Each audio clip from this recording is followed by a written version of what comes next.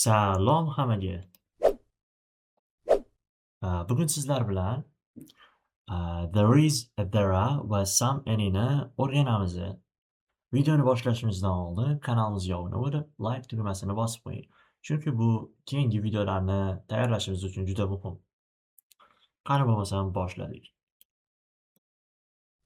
Bugun sizlar bilan there is va there are'ni positive va negative va question shaklini o'rganamiz. Va some any'ni ham o'rganamiz. Hozir bularni birma-bir misollar orqali o'rganamiz.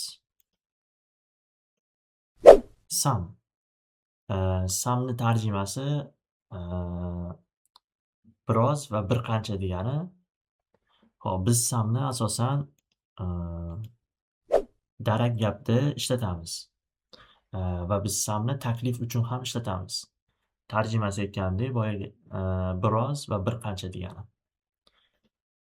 Any. Biz any'ni asosan inkor va so'roq shakllarida ishlatamiz.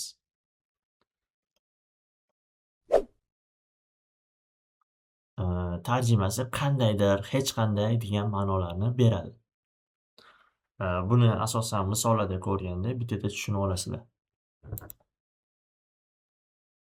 Birinchi bo'lib some'ga misollar ko'radigan bo'lsak,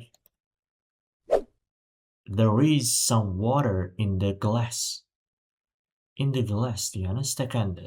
Stakanda biroz suv bor. There are some chairs in the room. Ya'ni xonada bir necha stollar bor. There are some cars in the street. Ko'chada bir nechta mashinalar bor. There are some chocolate in the kitchen. Oshxonada biroz shokolad bor.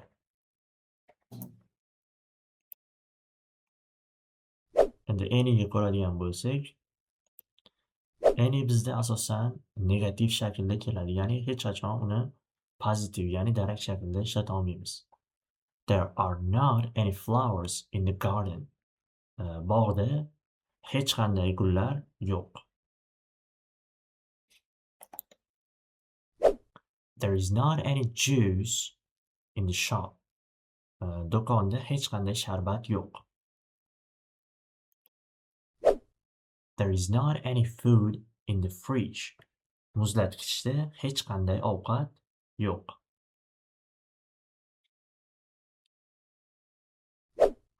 There are not any cows in the field.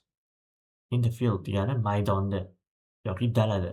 Dalada hech qanday sigirlar yo'q.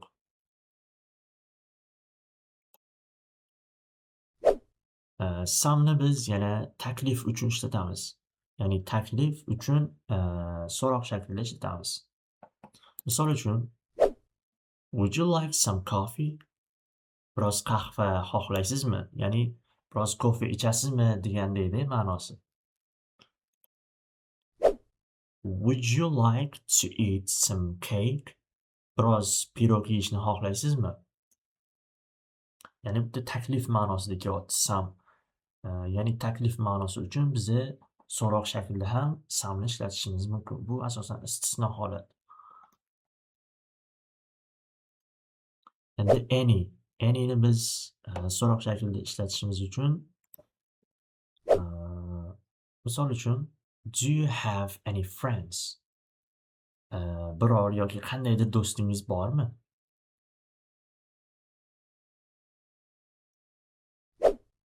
Do you have any money? Biroz yoki qandaydir pulingiz bormi? Is there any problem? Qandaydir muammo bormi? Xo'p, do'stlar, bugungi darsimiz shundan iborat edi. O'ylayman, bugungi mavzuyimiz o'zingiz uchun yangi narsalar o'rgandingiz degan umiddaman. Video sizga yoqqan bo'lsa, like bosishni va kanalga obuna bo'lishni unutmang. Sog' bo'ling.